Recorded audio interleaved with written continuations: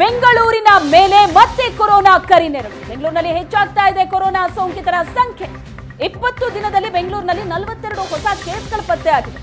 ಬಿಬಿಎಂಪಿಯ 8 ವಲಯಗಳಲ್ಲಿ 42 ಕೇಸ್ ಪತ್ತೆಯಾಗಿದೆ.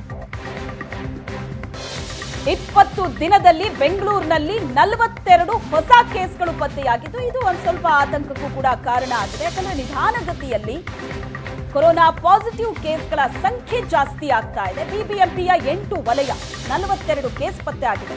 ಬಿಬಿಎಂಪಿ ಪೂರ್ವ ವಲಯದಲ್ಲಿ ಅತಿ ಹೆಚ್ಚು ಕೇಸ್ ಪತ್ತೆ ಆಗಿದೆ. ಪೂರ್ವ ವಲಯದಲ್ಲಿ 11 ಹಾಗೂ ಪಶ್ಚಿಮದಲ್ಲಿ 9 ಪ್ರಕರಣ ದಾಖಲಾಗಿದೆ.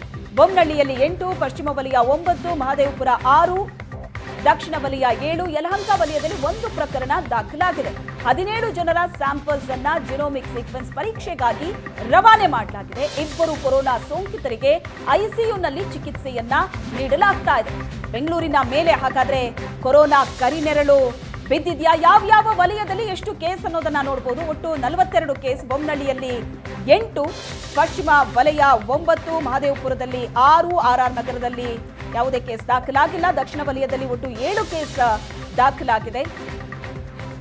ಮತ್ತೆ ಕೊರೋನಾ ಆರ್ಭಟಿಸುತ್ತಾ ಹಾಗಾದ್ರೆ ಬೆಂಗಳೂರಿನಲ್ಲಿ ನಿಧಾನವಾಗಿ ಈ ನಂಬರ್ಸ್ ಜಾಸ್ತಿ ಆಗ್ತಾ ಇರೋದು ಒಂದು ಸ್ವಲ್ಪ ಆತಂಕಕ್ಕೆ ಕಾರಣ ಆಗಿದೆ. ಆದರೂ ಸಹ ಆರಂಭದಲ್ಲೇ ಒಂದಷ್ಟು ಮುನ್ನೆಚ್ಚರಿಕೆಯನ್ನ ವಹಿಸಿದ್ರೆ ಕೊರೋನಾ ಅನ್ನೋ ಮಹಾಮಾರಿಯಿಂದ ಜನರು ದೂರ ಇರಬಹುದು.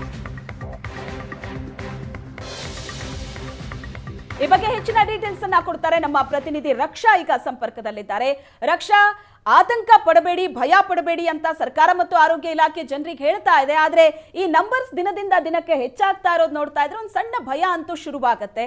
ಹಾಗಾಗಿ ಇವತ್ತಿನ ಮೀಟಿಂಗ್ ಎಷ್ಟು ಮಹತ್ವ ಪಡ್ಕೊಳ್ಳುತ್ತೆ? ಏನಾದ್ರೂ ನಿರ್ಬಂಧವನ್ನ, ಒಂದು ಸ್ಟ್ರಿಕ್ಟ್ ರೂಲ್ಸ್ ಅನ್ನ ಜಾರಿಗೆ ತರಬಹುದಾ ಸರ್ಕಾರ? ಹೊಸ ವರ್ಷ ಬೇರೆ ಬಂತು.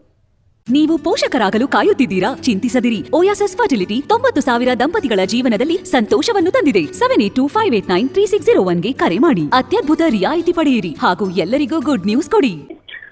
ಶ್ವೇತಾ, ಹೊಸ ವರ್ಷದ ಆತಂಕ ಹೆಚ್ಚಾಗಿತ್ತು ನಮ್ಮಲ್ಲಿ. ಹೊಸ ವರ್ಷ ಆದ ನಂತರ ಕೇಸಸ್ಗಳು ಜಾಸ್ತಿ ಆಗುತ್ತೆ. ಹಾಗೆ 25th ಇಂದ ಏನು ಸೆಲೆಬ್ರೇಷನ್ಸ್ ಇರುತ್ತೆ ಅಂದ್ರೆ ಕ್ರಿಸ್ಮಸ್ ಸೆಲೆಬ್ರೇಷನ್ ಇರ್ಬೋದು, ರಜಾ ದಿನಗಳಿರ್ಬೋದು, ಇವೆಲ್ಲವೂ ಕೂಡ ಹೊರ ರಾಜ್ಯದಿಂದ ನಮಗೆ ಕೊರೋನಾವನ್ನ ಹೊತ್ತು ತರ್ತವೆ ಅನ್ನುವಂತ ಆತಂಕ ಇತ್ತು. ಆದ್ರೆ ಅದಕ್ಕೂ ಮುಂಚಿತವಾಗಿಯೇ ಒಂದ್ ರೀತಿಯಾದಂತಹ ಎಚ್ಚರಿಕೆಯ ಗಂಟೆ ಅಂತ ಅನ್ಸುತ್ತೆ ಇದು ನಮ್ಮ ಪಾಲಿಗೆ.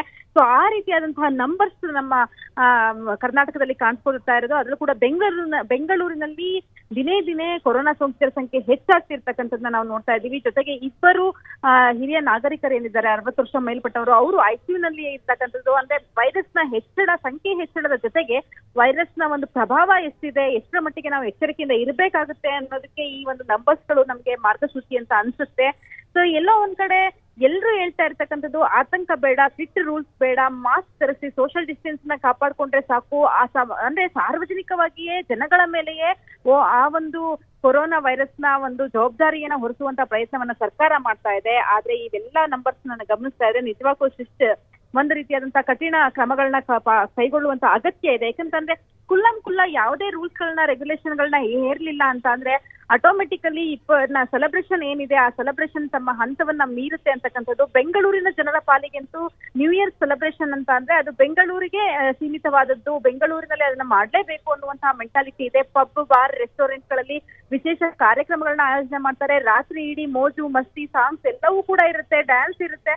ಸೊ ಅದ್ರಲ್ಲೆಲ್ಲವೂ ಕೂಡ ಪಾಲ್ಗೊಳ್ಬೇಕು, ಮೋಜು ಮಸ್ತಿಯನ್ನ ಮಾಡ್ಬೇಕು ಅನ್ನೋ ಮನಸ್ಥಿತಿನಲ್ಲೇ ಸಾಕಷ್ಟು ತಿಂಗಳಿಂದ ಪ್ಲಾನಿಂಗ್ ಅಲ್ಲಿ ಇರ್ತಾರೆ. ಯಾವ ರೀತಿ ಜನ ಪ್ಲಾನಿಂಗ್ ಅಲ್ಲಿ ಇರ್ತಾರೋ ಅದೇ ರೀತಿಯಾಗಿ ಹೋಟೆಲ್ಗಳು ಹಾಗೆ ಪಬ್, ಬಾರ್, ರೆಸ್ಟೋರೆಂಟ್ಗಳು ಕೂಡ ಕಾರ್ಯಕ್ರಮ ಆಯೋಜನೆಯಲ್ಲಿ ತಮ್ಮದೇ ಆದಂತಹ ರೀತಿಯಲ್ಲಿ ಈಗಾಗಲೇ ಸಿದ್ಧತೆಯನ್ನ ಮಾಡ್ಕೊಂಡಿರ್ತಾರೆ. ಎಲ್ಲ ಒಂದ್ ಕಡೆ ಅವರ ಸಿದ್ಧತೆಯನ್ನ ಹಾಳು ಮಾಡಬಾರ್ದು ಅಂತ ಸರ್ಕಾರ ಏನಾದ್ರು ಕೈಕಟ್ಟಿ ಕೂರ್ತು ಅಂತ ಅಂದ್ರೆ ಜನವರಿಯ ನಂತರ ಒಂದು ಭಯಾನಕವಾದಂತಹ ಒಂದು ಪರಿಸ್ಥಿತಿಯನ್ನ ನಾವು ಬೆಂಗಳೂರಿನಲ್ಲಿ ನೋಡ್ಬೇಕಾದಂತಹ ಪರಿಸ್ಥಿತಿ ಬರುತ್ತೆ ಅಂತ ಅನ್ಸುತ್ತೆ. ಇದು ಆತಂಕ ಬೇಡ, ಭಯ ಪಡಿಸೋದು ಬೇಡ ಅಂತೇಳಿ ಕೂರುವಂತಹ ಸಮಯ ಅಲ್ಲ.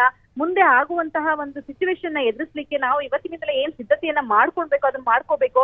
ಅಕಸ್ಮಾತ್ ಜನವರಿಯ ಈ ಒಂದು ಸೆಲೆಬ್ರೇಷನ್ ನ ಆತಂಕ ಇಲ್ಲ ಅಂದಿದ್ರೆ ನೋಡೋಣ, ಬೇರೆ ರೀತಿಯಾದಂತಹ ಒಂದು ಸಿದ್ಧತೆಗಳನ್ನ ನಾವು ಮಾಡ್ಕೋಬಹುದು ಅನ್ನಬಹುದಿತ್ತು. ಆದ್ರೆ ಜನವರಿಗೆ ಮುಂಚೆನೆ ಕಾಣಿಸ್ಕೊಳ್ತಾ ಇರುವಂತಹ ಈ ಒಂದು ಸಂಖ್ಯೆಯ ಒಂದು ಏರಿಕೆ ಏನಿದೆ ಅದು ನಿಜವಾಗ್ಲೂ ಕೂಡ ಇವತ್ತು ನಡೀತಿರುವಂತಹ ಮೀಟಿಂಗಿಗೂ ಕೂಡ ಒಂದು ಎಚ್ಚರಿಕೆ ಗಂಟು ಅಂತ ಹೇಳ್ಬೋದು. ಇವತ್ತು ಏನು ಹೈ ವೋಲ್ಟೇಜ್ ಸಭೆ ಇದೆ ಸಿಎಂ ನೇತೃತ್ವದಲ್ಲಿ, ಆ ಒಂದು ಸಂದರ್ಭದಲ್ಲಿ ಕಠಿಣವಾದ ರೂಲ್ಸ್ ಗಳನ್ನ ತರುವಂತಹ ಅತ್ಯಗತ್ಯವಾದಂತಹ ಒಂದು ಪರಿಸ್ಥಿತಿಯನ್ನ ಈ ಸಂಖ್ಯೆ ತೋರಿಸ್ತಾ ಇರ್ತಕ್ಕಂಥದ್ದು. ಶ್ವೇತಾ, ಎಸ್, ಥ್ಯಾಂಕ್ ಯು ರಕ್ಷಾ, ನಿಮ್ಮೆಲ್ಲ ಡೀಟೇಲ್ಸ್. ದೇಶದಲ್ಲಿ ವ್ಯಾಪಿಸ್ತಾ ಇರೋ ಕೊರೋನಾ ಹೊಸ ತಳಿ. ದೇಶಾದ್ಯಂತ ಒಟ್ಟು 2669 ಸಕ್ರಿಯ ಕೊರೋನಾ ಕೇಸ್ ದಾಖಲಾಗಿದೆ. ನಿನ್ನೆ ಒಂದೇ ದಿನ 358 ಮಂದಿಗೆ ಸೋಂಕು ತಗುಲಿದೆ, 6 ಮಂದಿ ಮೃತಪಟ್ಟಿದ್ದಾರೆ. ದೇಶದಲ್ಲಿ ಕೊರೋನಾ ಹೊಸ ತಳಿ ವ್ಯಾಪಿಸ್ತಾ ಇದೆ. ದೇಶದಾದ್ಯಂತ 2669 ಸಕ್ರಿಯ ಕೊರೋನಾ ಕೇಸ್ ದಾಖಲಾಗಿದೆ. ನಿನ್ನೆ ಒಂದೇ ದಿನ 358 ಮಂದಿಗೆ ಸೋಂಕು ಕನ್ಫರ್ಮ್ ಆಗಿದೆ. ಕೇರಳದಲ್ಲಿ ನಿನ್ನೆ 300 ಜನರಿಗೆ ಕೋವಿಡ್ ಪಾಸಿಟಿವ್ ಬಂದಿದೆ. 3 ಮಂದಿ ಮೃತಪಟ್ಟಿದ್ದಾರೆ.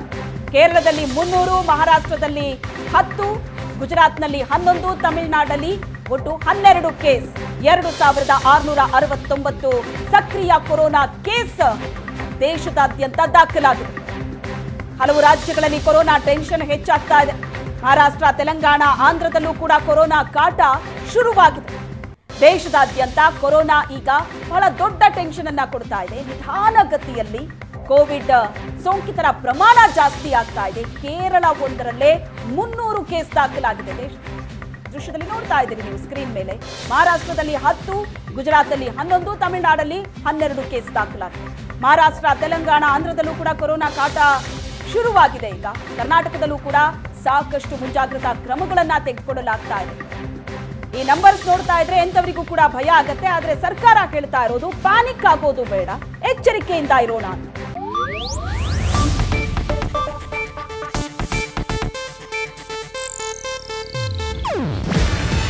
ಇದು ಏಷ್ಯಾನೆಟ್ ನ್ಯೂಸ್ ನೆಟ್ವರ್ಕ್ ಪ್ರಸ್ತುತಿ. ನೀವು ನೋಡ್ತಿದ್ದೀರಾ ಏಷ್ಯಾನೆಟ್ ಸುವರ್ಣ ನ್ಯೂಸ್.